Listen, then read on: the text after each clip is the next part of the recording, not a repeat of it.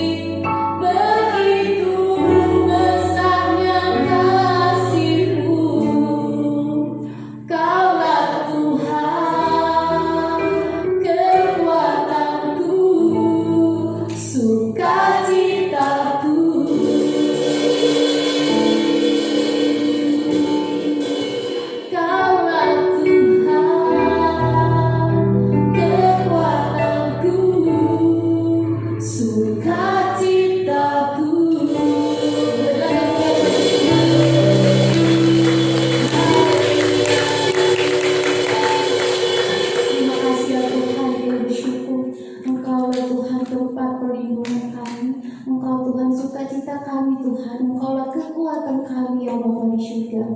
Terima kasih ya Bapa, saat ini bila ibadah kami, Engkau berkati ibadah kami ya Bapa. Engkau Tuhan yang mengurapi setiap kami, jemaat Tuhan Engkau urapi ya Bapa di surga. Terima kasih Bapa, di dalam nama Yesus kami berdoa, haleluya, amin.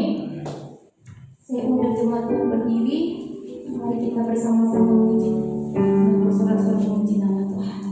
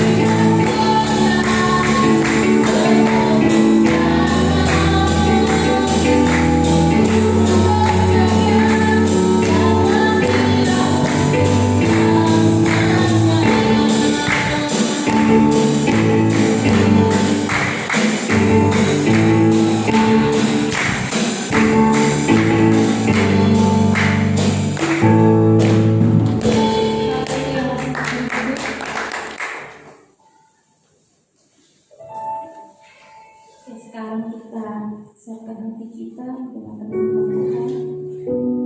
Dan sebelum kita mendengarkan Tuhan, mari kita menaikkan pujian kita di Firman-Mu kita bagi hatiku.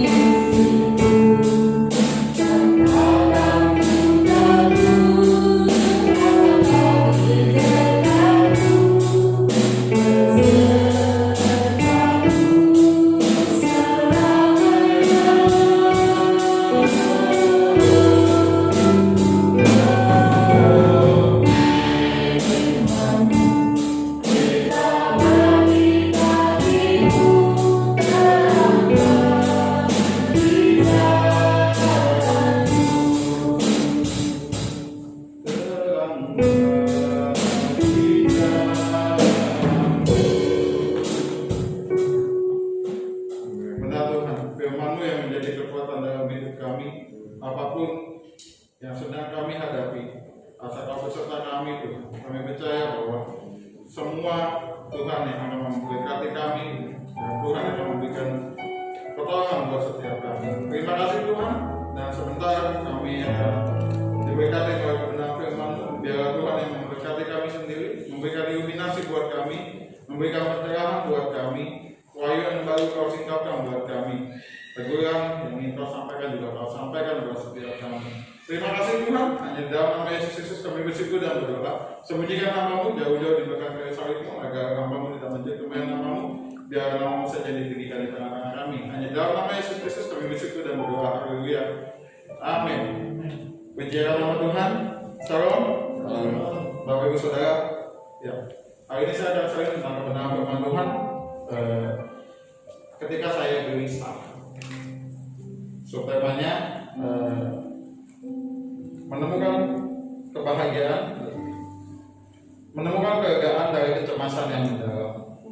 Amin Bapak Ibu Saudara. Siapa hari ini yang sedang gelisah? Oke, sebelum saya memulai pemberitaan firman Tuhan ini, izinkan saya bertanya, kapan terakhir Bapak Ibu Saudara mengalami kegelisahan? Kapan? Apakah hari-hari ini sedang gelisah? Bahkan ketika tadi mungkin ketika sudah ada di dalam gereja pun masih gelisah. Apakah orang percaya itu boleh gelisah? Dan apa sih gelisah itu Bapak Ibu Saudara? Kalau menurut Kamus Besar Bahasa Indonesia (KBBI), gelisah adalah sebuah perasaan yang timbul akibat dari kita cemas, khawatir, dan takut. Jadi gabungan itulah yang membuat namanya gelisah. Jadi di dalam gelisah itu pasti ada yang namanya ketakutan, ada yang namanya cemas, ada yang namanya khawatir. Ini kompleks Bapak Ibu Saudara. Apa aja yang bisa membuat Bapak Ibu Saudara gelisah? Ya. Berdasarkan data dari PDS KJI atau Perhimpunan Dokter Spesialis Kejiwaan Indonesia, melakukan survei. Survei ini diadakan dari bulan Maret awal pandemi sampai Agustus 2020. Dan dari survei yang dikatakan, survei ini dilakukan terhadap 3.500 responden. Dan hasilnya itu random dari seluruh provinsi dengan usia, rentan usia, nanti saya akan jabarkan satu persatu. 39% masyarakat Indonesia yang mengalami preferensi atau kemungkinan masalah kejiwaan selama pandemi itu sebanyak 51%. Preferensi itu kemungkinan ya terjadinya gangguan kejiwaan. Jadi mereka survei dan mereka lakukan penelitian, hasilnya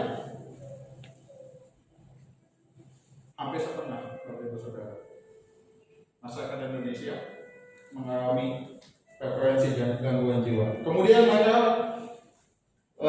mengatakan juga survei ini dari 5.651 orang responden di 31 provinsi. Survei ini dilakukan tadi tanggal 4 April sampai 7 Oktober. Ternyata 68,54% responden mengalami masalah psikologis. 67,4% mengalami gangguan kecemasan. 67,3% itu mengalami yang namanya depresi, serta 74,2% mengalami trauma psikologis. Sudah siap Bapak Ibu Saudara yang terjadi selama pandemi ini? Gangguan kecemasan ini terjadi karena khawatir terjadinya hal-hal yang belum tentu sebetulnya. Tetapi faktanya lebih dari setengah masyarakat Indonesia mengalami kecemasan. Apa yang menyebabkan kecemasan itu terjadi? Ya, saya tidak tahu apakah dengan tontonan berita-berita sehingga menyebabkan seseorang menjadi cemas atau yang lain, ya. Tetapi satu hal yang saya mau sampaikan buat Bapak Ibu Saudara hari ini, Jangan pernah kita cemas terhadap sesuatu. Hari ini pun saya pun lagi mengalami yang namanya kecemasan. Saya sering dengan pasal kemarin. Tapi itu dok buat saya, karena Bapak Ibu Saudara tahu, sama saya nganggur udah hampir 2 bulan. Ya, saya melakukan interview sudah banyak, bahkan terakhir sampai sudah deal. Tapi nggak tahu, last minute dikabari dia pertimbang bahwa saya bukan kandidat yang sesuai. Padahal sudah deal, dan itu sudah interview ke-4 kali. Apakah ada perasaan gentar? Pertama, bulan pertama, minggu pertama selesai kemarin kontrak, saya masih nggak takut. Memasuki fase bulan kedua, ada rasa gentar, Bapak Ibu Saudara. Ada rasa cemas. Tetapi memang Tuhan, saya dikuatkan oleh satu orang bahwa enggak, masalah ini enggak sebesar apa yang saya cemaskan. Dan ini yang saya sampaikan kepada Bapak Ibu Saudara. Firman Tuhan di Mazmur 42 ayat 6. Saya bacakan untuk Bapak Ibu Saudara. Mengapa kau tertekan hai jiwaku dan gelisah dalam diriku? Berharaplah kepada Allah, sebab aku akan bersyukur lagi kepadanya, penolongku dan Allahku. Amin Bapak Ibu Saudara. Ada suatu kisah gini Bapak Ibu Saudara. Ada satu orang aktor komedi, kemudian komedi di Amerika Serikat yang cukup terkenal,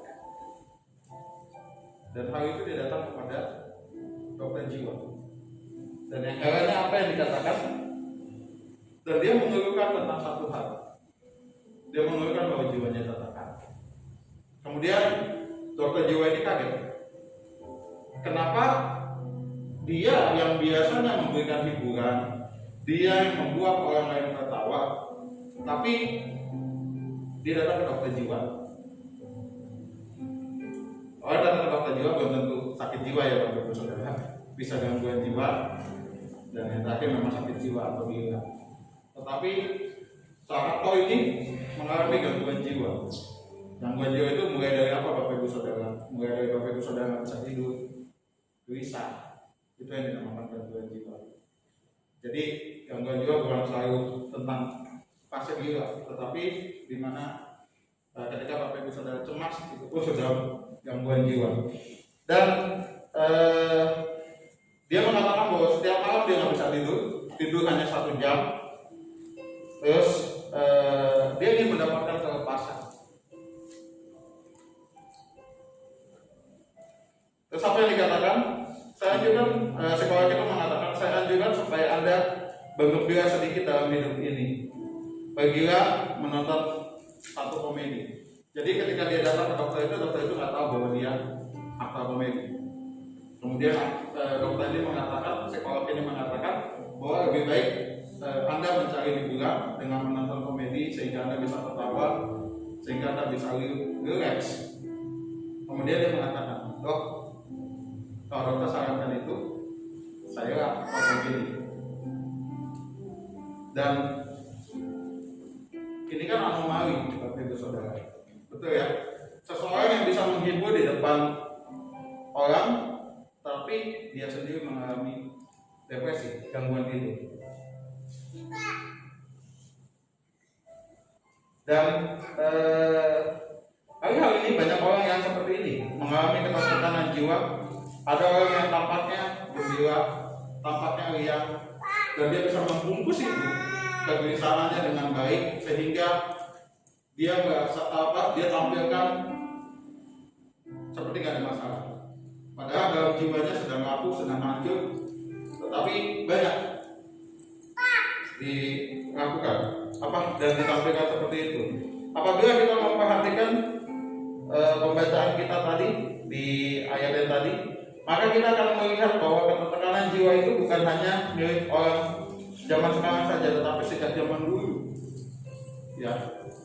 Jadi apakah orang yang merasa jiwanya tertekan itu hanya terjadi hari-hari ini karena begitu kompleksitasnya masalah?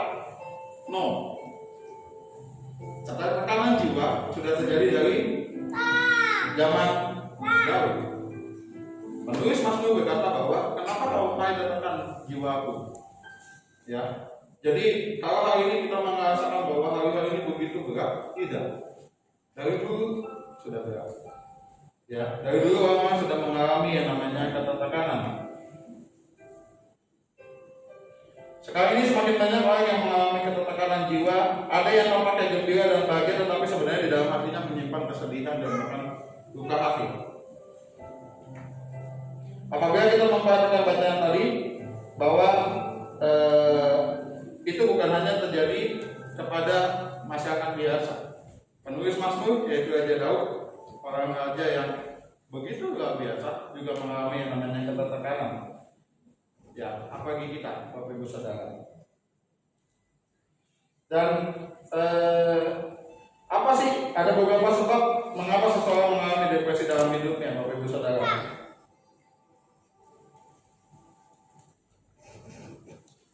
Oke, yang pertama kekecewaan atau kegagalan. Ya, orang mengalami ketekanan dalam jiwanya yang pertama karena kekecewaan dan kegagalan. Tetapi saya mengatakan bahwa di dalam dunia ini nggak ada yang nggak pernah gagal. Betul nggak Bapak Ibu Saudara? Ada yang pernah tidak pernah gagal dalam hidupnya? Kalau ada, rasanya kita perlu belajar bagaimana orang ini nggak pernah gagal dalam kehidupannya. Saya bicara dalam segala aspek kehidupan, bukan hanya mungkin sekolah, tapi juga bisnis, pekerjaan. Ya. Yang kedua, kesibukan hidup di kota besar. Dengan kita hidup di kota besar, pasti akan membuat kita lebih depresi, akan membuat kita lebih stres. Contoh paling gampang adalah ketika kita hidup di Jakarta, hidup di kota metropolitan yang begitu besar, kita akan melihat auditnya. Ketika kita mau meeting aja, kita mau jalan berangkat kerja, kita sudah diperhadapkan dengan macet. Itu juga membuat kita stres. Yang ketiga, kurang percaya diri. Ya, rasa kurang percaya diri kepada diri sendiri seringkali menyebabkan jiwa tertekan. Ya, orang yang kurang percaya diri akan selalu menganggap dirinya tidak berguna. Ini yang gawat Bapak Ibu Saudara. Ketika dia merasa bahwa dirinya tidak berguna, dia akan depresi. Yang keempat, membandingkan diri sendiri dengan orang lain. Jangan pernah kita membandingkan diri kita dengan orang lain. Karena ketika kita makin membandingkan, kita akan kecewa dengan Sang Pencipta kita. Padahal setiap orang, setiap manusia punya jalan hidupnya masing-masing yang sudah digariskan Tuhan. Amin. Kita kadang iri dengan rumput tetangga yang lebih hijau. Padahal kita nggak tahu bahwa di balik rumput tetangga yang lebih hijau itu banyak alamatan juga yang dia gunakan. Tetapi kita lihatnya sepintas begitu baik, begitu luar biasa. Yang kelima, penyakit dalam tubuh. Hari-hari ini, Bapak Ibu Saudara tidak tahu apa yang ada, penyakit apa yang Bapak Ibu Saudara alami. Saya berharap berdoa Bapak Ibu Saudara tetap sehat. Tetapi jika memang ada, itu pun menjadi salah satu orang menjadi tertekan jiwanya. Yang keenam, karena mendapatkan kedukaan atau kecelakaan. Ini yang membuat orang jiwanya tertekan. Kemudian, bagaimana ketika kita sudah tahu sebab-sebab ini yang membuat orang tertekan, membuat jiwa kita tertekan? Ada beberapa ciri yang terlihat pada orang yang mengalami depresi atau ketertekanan jiwa. Yang pertama, tidak dapat tidur, yang tadi. Tidur yang sehat 8 jam. Ketika kita sudah memasuki usia 50 tahun, biasanya 6 jam. Ciri-cirinya jika Bapak Ibu Saudara tidurnya kurang dari itu sudah gejala psikis. Ya, Bapak Ibu Saudara tidak dapat tidur, memikirkan keluarga, memikirkan diri sendiri, memikirkan pekerjaan. Padahal Tuhan memberikan waktu juga untuk istirahat. Ketika kita memang harus istirahat. Yang kedua, kesehatannya terganggu. Ya, depresi tadi, mengalami lesu, nggak ada daya dalam kehidupannya. Ketika berangkat pagi, ketika bangun pagi, rasanya yang semangat menghadapi hari yang baru, dia merasakan bahwa itu malah nggak enak. Yang berikutnya, kesehatannya terganggu. Terus murung, khawatir yang berlebihan. Depresi atau tekanan jiwa tidak pandang usia. Betul ya Bapak Ibu Saudara? Apakah depresi itu hanya miliknya orang dewasa? Enggak. Mungkin hari-hari ini anak-anak yang kita tekan jiwanya juga depresi karena belajar online, atau justru ibunya yang terganggu. Ya, jadi nggak hanya monopoli orang dewasa. Yang namanya depresi tertekan jiwa itu juga dapat dialami oleh anak-anak. Di zaman pada saat Perang Dunia II meletus, negara Jerman dibom oleh sekutu. Sebuah patung Yesus Polandia. Ketika Perang Dunia Kedua selesai, maka dilakukan upaya untuk merenovasi patung itu. Semua bagian tubuh dapat diperbaiki kecuali pada bagian tangannya. Oleh sebab itu pada saat peresmian patung ini, tangannya itu ditutup oleh kain penutup. Karena patung itu nggak bisa diselesaikan tangannya. Kenapa Bapak Ibu Saudara?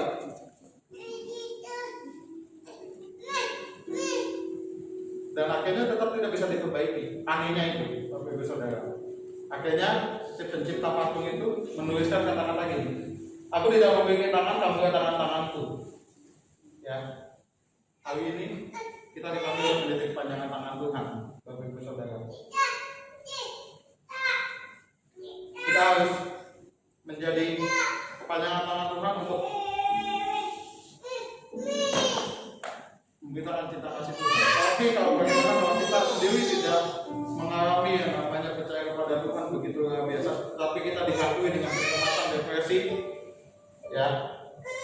Kuncinya yang pertama, Bapak Ibu Saudara, bagaimana kita tidak mengalami goncangan depresi ataupun hari-hari ini jika Bapak Ibu Saudara mengalami depresi, kuncinya yang pertama yang saya mau katakan, berharap kepada Allah. Ya, yang namanya berharap itu bukan hanya belief, bukan hanya percaya, tetapi trust. Trust itu menyerahkan kehidupan kita sepenuhnya kepada Tuhan. Dia yang mempunyai kehidupan kita, Dia yang menjadi penulis skenario kehidupan kita. Kita percaya serahkan kehidupan kita hanya kepada Tuhan. Jangan bersandar kepada manusia, karena ketika kita bersandar kepada manusia, kecewaan yang akan kita dapat. Ketika kita bersandar kepada Allah, Allah tidak akan pernah mengecewakan kita. Amin. Yang kedua, di Mazmur 37 ayat 5 dikatakan, serahkanlah hidupmu kepada Tuhan dan percaya kepadanya, dan Dia akan bertindak. Allah tidak berdusta dengan apa yang telah dikatakannya, maka Ia akan menepatinya. Amin. Bapak Ibu Saudara, manusia bisa berdusta, tetapi firman Tuhan Ia dan amin. Manusia bisa mengecewakan, tetapi Allah tidak pernah mengecewakan. Yang kedua, bersyukur lagi kepada Allah untuk apa yang sudah Allah kerjakan dalam kehidupan kita. Ingat, ketika kita mengalami masalah, cara paling mudah untuk kita bangkit yang saya lakukan adalah mengingat bahwa Tuhan pernah memberikan saya pertolongan yang luar biasa. Kita kadang manusia ada kecewanya. Seperti tadi saya katakan di awal, hari Rabu kemarin saya diminta untuk pasang seri, tetapi nggak tahu hati saya lagi nggak damai. Saya sampaikan jujur, kalau bisa yang lain, karena nggak tahu saya lagi nggak damai. Manusia kadang ada gitu, ada momennya di mana kita nggak merasa damai, kita merasa cemas, kita merasa takut, manusiawi Bapak Ibu Saudara.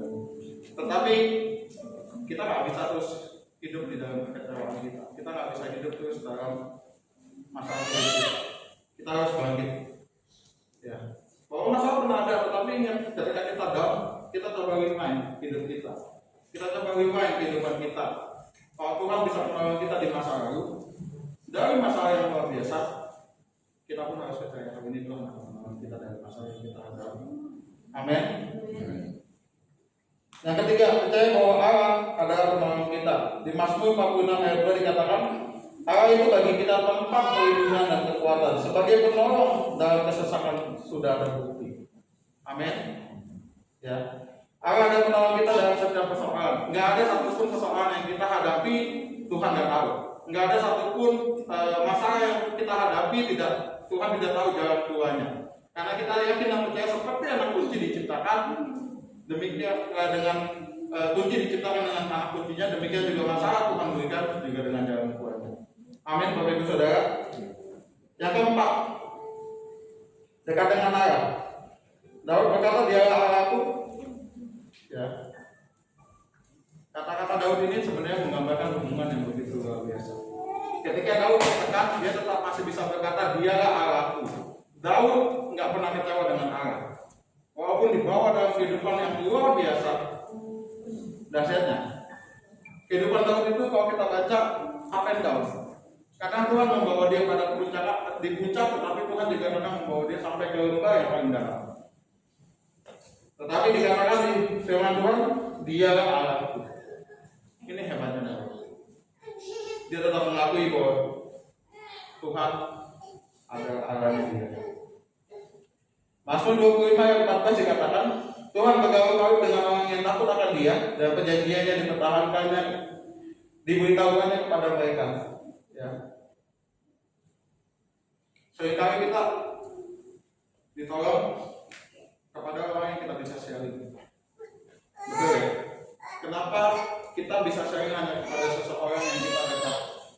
Yang namanya close friend. Kalau bahasa Inggrisnya itu close friend, teman yang terdekat. Kita bisa sharing everything dengan dia. Kita bisa share tentang apapun masalah kita dengan dia. Sebenarnya yang harus menjadi close friend kita paling utama adalah Tuhan. Amin. Ketika kita mungkin punya teman-teman, kita berharap bahwa dia bisa mengerti saya dan dia akan memberikan pertolongan. Kadang kita terjebak dengan situasi seperti itu. Tetapi yang saya mengatakan, jangan pernah kita terjebak dengan situasi itu, karena pada dasarnya ada manusia yang kadang nggak sanggup. Walaupun terkadang teman terdekat, ketika kita punya masalah, dia nggak bisa menolong kita. Pernah mengalami itu Bapak Ibu Saudara? Pasti pernah. Satu-satunya sebuah pertolongan kita yaitu Tuhan. Oke. Jadi jangan bergantung sama manusia. Oke? Depresi dapat terjadi pada siapa saja dan kapan saja. Oleh sebab itu, mari kita pada saat ini, jika kita lagi mengalami beban hidup yang luar biasa, kita jangan pernah kehilangan kepercayaan kita pada Tuhan. Bergantung sepenuhnya dan yakinlah Tuhan akan memberikan pertolongan kepada kita. Amin. Demikianlah firman Tuhan. Kita mau katakan pintu-pintu dengan saya Tuhan. Ya, buat kami, jiwa kami tenang Tuhan. Karena kami percaya bahwa pertolongan kami hanya dari dalam Tuhan.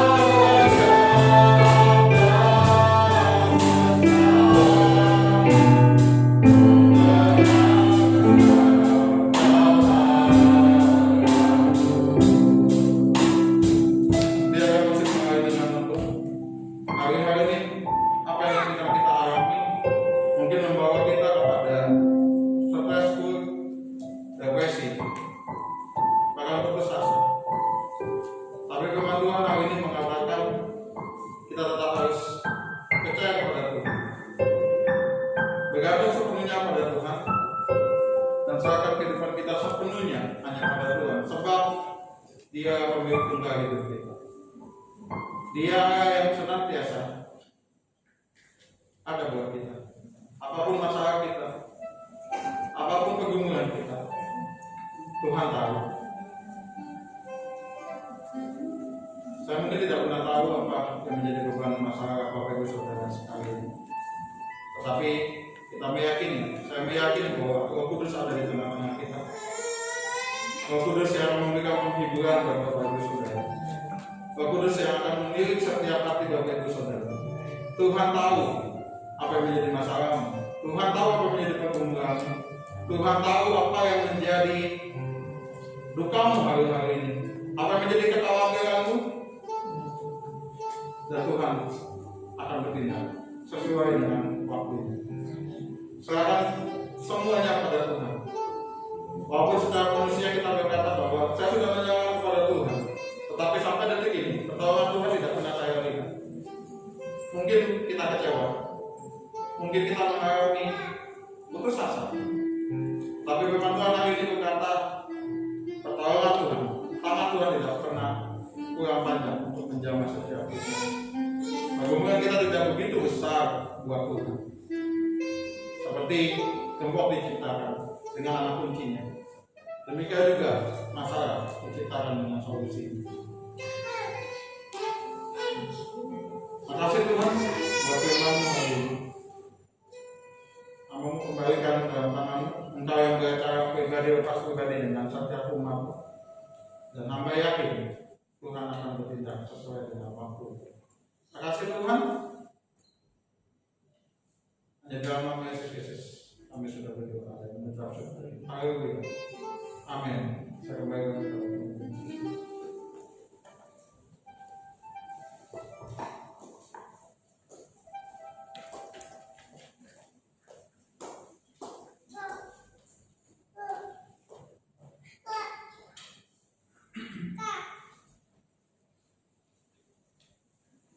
diberkati oleh firman Tuhan.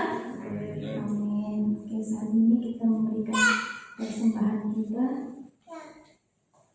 Sebelum kita memberikan, mari kita berdoa. Terima kasih ya Tuhan. Terima kasih juga firman yang kami sudah dengarkan pada saat ini. Dan kami tetap mengandalkan Tuhan dalam setiap kehidupan kami, Bapak. Dan kami tidak pernah ragu ya Tuhan dan gelisah ya Bapak. Karena Engkaulah Allah kami yang menolong, memelihara setiap berkat. Terima kasih Bapak. Sebentar lagi kami memberikan yang terbaik. Untuk Tuhan, berkat setiap tangan-tangan anak-anak Tuhan, berkat setiap pekerjaan mereka, usaha mereka, Tuhan memberkati. Terima kasih ya Bapak. Saat ini kami memberikan persembahan kami di dalam nama Yesus kami berdoa. Amin.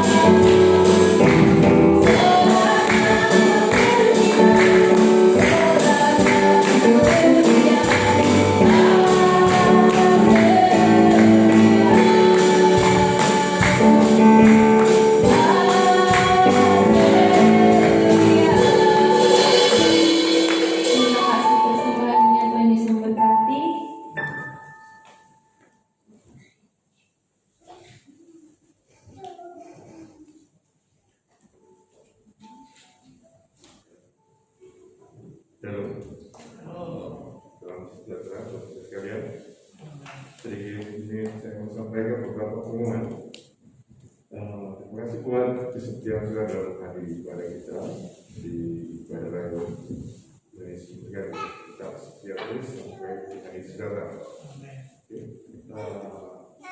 Natal kita kian mendekat, jadi karenanya diharapkan para panitia atau saudara yang tergabung dalam tim revitalisasi, tim visi ya, dalam sebentar untuk tunggu sejenak dan kita akan bicarakan tentang kesiapan Natal kita. Sedang Natal kita tidaklah sebabnya perayaan, hanya ibadah, mengingat karena kondisi pandemi dengan menggunakan standar pemerintah dengan konsep social distancing dan sebagainya, ditambah lagi dengan suhu politik yang tidak menentu cenderung memanas ya. Jadi karenanya dalam pertemuan antara pendeta-pendeta dengan Kapolsek di Polsek di Pondok, ini saya harap bukan menjadi berita yang menjadikan kita jadi agak mencekam, tidak, tapi kita perlu tetap waspada gitu ya.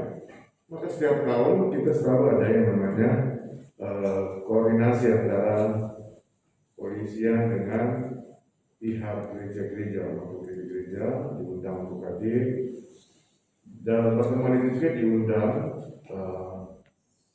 mereka-mereka yang dari KSM yang turut serta dalam pengamanan operasi lilin namanya saudara. Karenanya kita harus mendata seluruh gereja dalam kegiatannya agar tetap dipantau, lalu itu juga diamankan. Konteks pengamanannya itu berlapis, pihak intelijen, pihak kepolisian, pihak keamanan kita, bahkan pihak dalam ruangan. Bagi kita yang dalam ruangan ini, sesuai dengan peraturan yang kita sudah gunakan setiap minggu, bahwa setiap jemaat yang hadir dalam ibadah dalam ruangan ini hendaknya sudah terdata namanya, untuk mencegah dari kehadiran yang belum ada nama yang didata, karena kecenderungan bisa saja penularan COVID, begitu ya. Dan saya percaya lewat antisipasi ini kita tidak menjadi orang yang akan kerap menjadi penanggung jawab moral, bertanggung jawab secara moral atas terjadinya penjangkitan, begitu ya. Bersyukur hingga kini kita tidak mengalami hal yang tidak kita harapkan, karena kepatuhan, karena apa istilahnya, kerjasama baiknya ya, mulai dari dicek dengan termogan, lalu saudara pakai masker, itu sudah cukup menolong.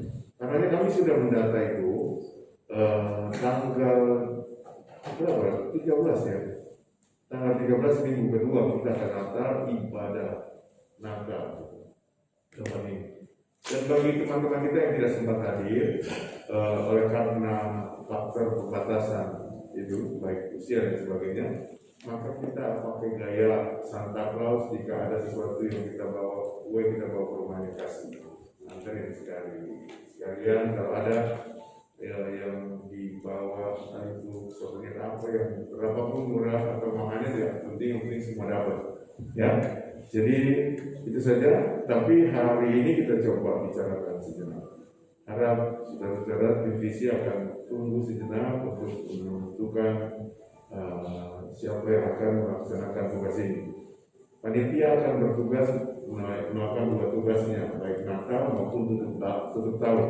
Tutup tahun tanggal 31 kita ada ibadah doa bersama jam 7. Itu pun sudah didata. Baik itu saja. Doakan untuk pemulihan kesembuhan bagi Pak Abu yang saat ini sudah pulang sih dari rumah sakit ya, dan tidak ada saudara yang ingin bergerak berjenguk. Mungkin selesai ibadah bersama saya nanti kita bisa ke rumahnya, karena sudah ada di rumahnya di Banjar. Banjar di mana? Taman Jaya ya. Sepertinya itu yang dapat saya sampaikan. Ada hal yang lain, kita bersyukur hari ini bersama kita Pak Arum sudah kembali sehat, namun semoga tiba. Rencana juga ini Pak Makeda akan hadir, tapi karena situasi dan lain sebagainya, satu dua hal lain dari baik itu saja. Terima kasih buat penyampaian firman-Nya Joe dari kepada kita semua. Sekali lagi tetap semangat terus, tetap setia sampai selesai. Dan sekarang aku itu kepada pemimpin acara untuk tutup nomor bagi siapa yang di sini.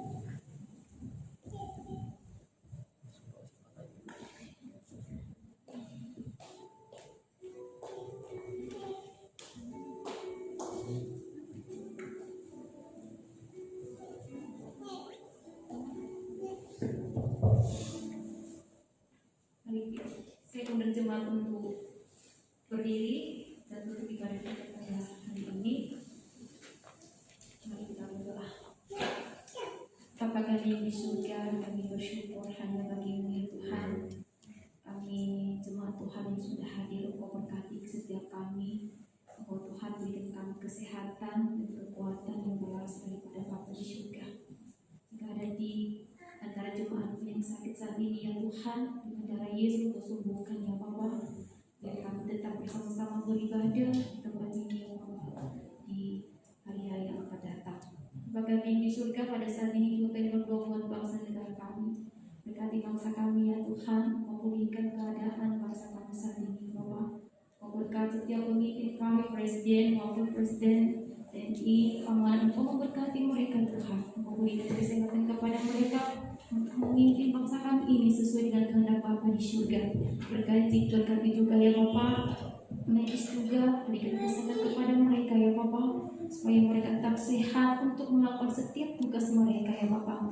Terima kasih Bapa di surga. Kami juga berdoa buat hamba Tuhan dimanapun mereka berada pada saat ini Tuhan. Kau berkati setiap pekerjaan mereka, Kau berkati Bapa, setiap perjalanan mereka Kau berkati dalam nama Yesus. Terima kasih. Kami juga berdoa Tuhan buat Bapak Gembala di tempat ini sebagai pemimpin kami.